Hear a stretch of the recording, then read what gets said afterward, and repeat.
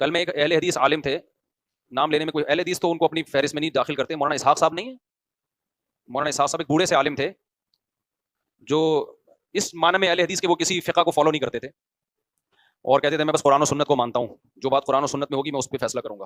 مولانا اسحاق صاحب جن کی میں نے بات کی, میں ان کا احترام کرتا ہوں, بزرگ تھے, ان کا انتقال ہو گیا, اللہ مغفرت فرمائے. مجھے تو ان کے احترام کے لیے اتنا کافی ہے کہ بوڑھے آدمی تھے, اسلام میں بوڑھوں کا بڑا احترام ہے, میں ان کے خلاف کبھی میں نے اس طرح طنز نہیں کیا کبھی, لیکن ان کے نظریات ٹھیک نہیں تھے. اپنی رائے کو وہ ایسے پیش کرتے تھے جیسے یہی قرآن و سنت, بڑے بڑے ائمہ کا انکار کر دیتے تھے, وہ یہ بالکل ٹھیک نہیں ہے. اچھا, ان کا دعویٰ یہ تھا میں کسی کی تقلید نہیں کرتا, میں صرف قرآن و سنت مانتا ہوں. ان کا ایک کلپ میرے نظر سے گزرا چند دن پہلے, ان سے کسی نے پوچھا کہ مرد اور عورت کی نماز میں کیا فرق ہے, عورت سمٹ کے نماز پڑھے گی مردوں کی طرح, انہوں نے کہا سمٹ کے نماز پڑھے گی.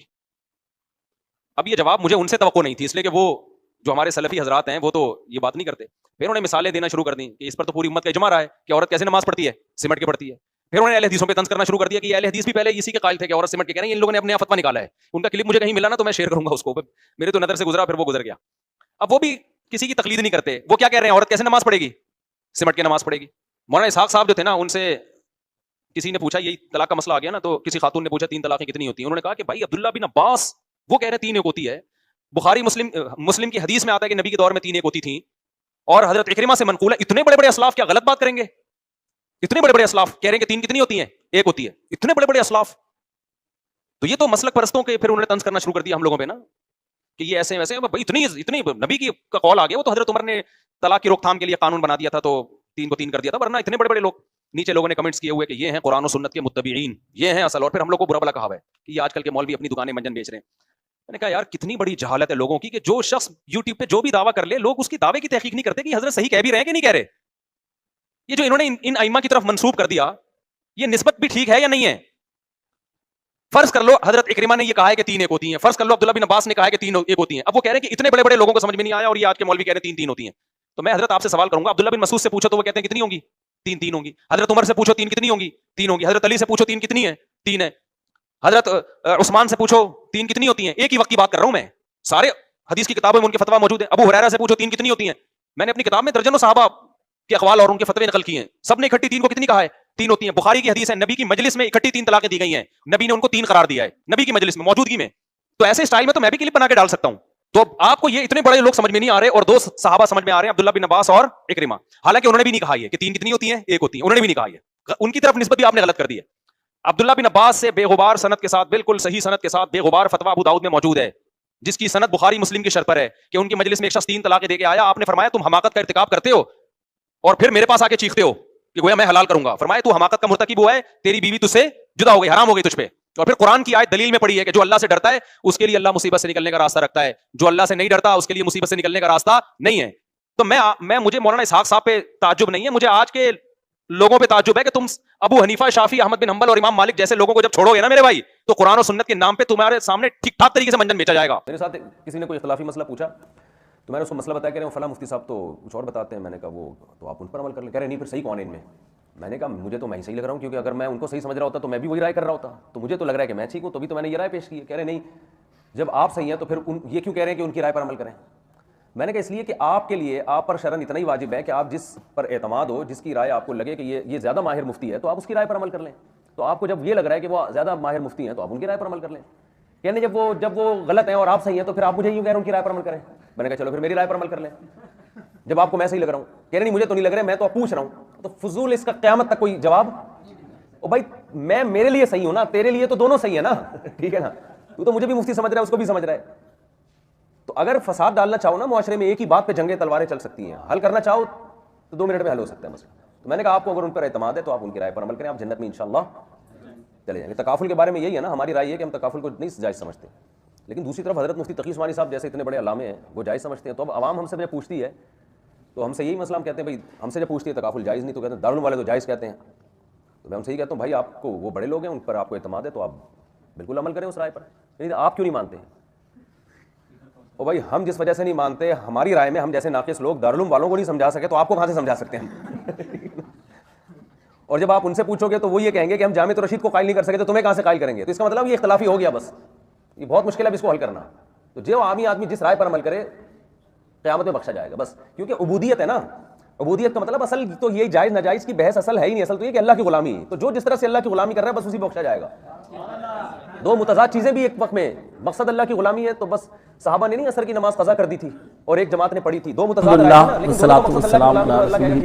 اما بعد فاعوذ باللہ من الشیطان الرجیم بسم اللہ الرحمن الرحیم. مفتی طارق مسعود صاحب ایک اچھے عالم دین ہیں, حنفیت کو بڑے مد و شد کے ساتھ بیان کرتے ہیں, تو ہم حنفیت کے خلاف نہیں ہیں.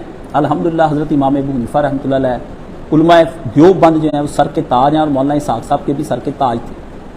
بات صرف مفتی صاحب کو یہ سمجھانی ہے کہ جب تو آیا مفتی تقی عثمانی کے ساتھ اختلاف کی بات, اور انہوں نے کہا کہ مفتی تقی عثمانی ہمارے خلاف تکافل کے بارے میں فتویٰ دیتے, تم ان کے خلاف, تو تم کہتے ہو کہ نہیں یار کوئی مسئلہ نہیں ہے, یہ عالموں کی تحقیقیں. جب آئی اپنے مولانا اسحاق مرحوم کی بات جو فرقے سے بالات آتا ہے, وہ لوگوں کو کہتے ہیں یہ گمراہ کرتے ہیں لوگوں کو, یہ حنفیت کے منجن کو بیچنے سے روکتے ہیں ہمیں. یعنی جب آئے اپنے عالم کی بات تو اپنے فرقے کے تب کرو, بڑی عزت و احترام کے ساتھ بتاؤ کہ دلائل میں فرق ہوتا ہے. جب آئے مولانا اسحاق صاحب کے ساتھ غیر مقلد کے بارے میں, تب اس کے بارے میں کہو دیکھو یہ گمراہ کرتے ہیں آپ کو.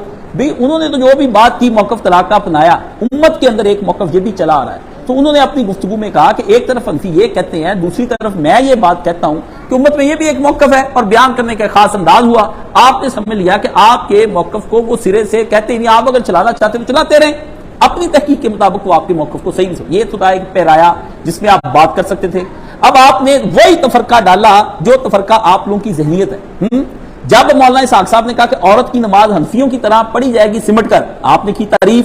طلاق کا مسئلے پر آگے آپ گئے بھڑک, آپ نے کہا مجھے ان سے توقع نہیں تھی کہ وہ عورتوں والے مسئلے کے بارے میں کہیں گے اور غیر مقلدوں کے اوپر تنقید کریں گے.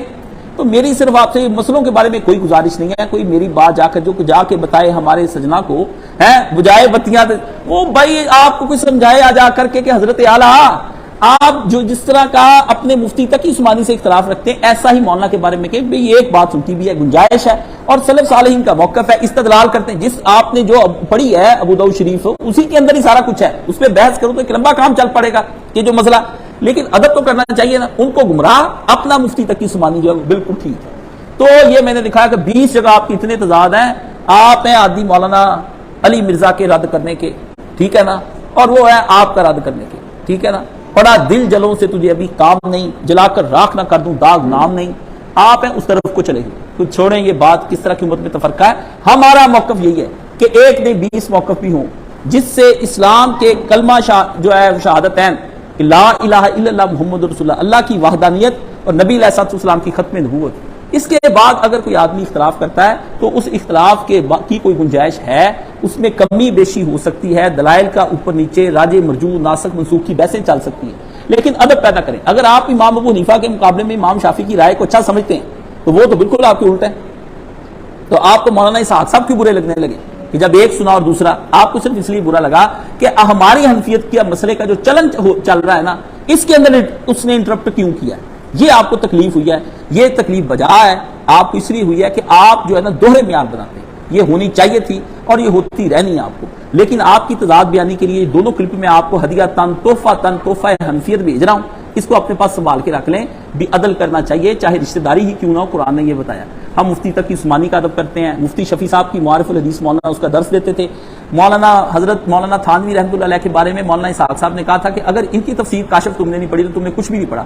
تو میں نے پھر یہ تفسیر اسپیشل خریدی اس وقت 2005 میں, دوبارہ اس کا مطالعہ کیا. اس پہ دعائیں انہوں نے مجھ کو لکھ کر بھیجی, اور میں نے جامعہ امدادیہ والے مفتی زاہد صاحب کو تصویریں کھینچ کر بھیجی.